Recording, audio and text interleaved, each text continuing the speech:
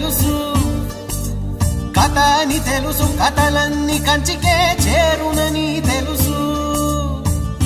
తెలుసు తెర తొలుగుతుందని, తెలుసు తెల్లారుతుందని, తెలుసు ఈ కట్టె పుట్టుకుమంటదని, తెలుసు ఈ మట్టి మట్టిలో కలిసిపోతదని.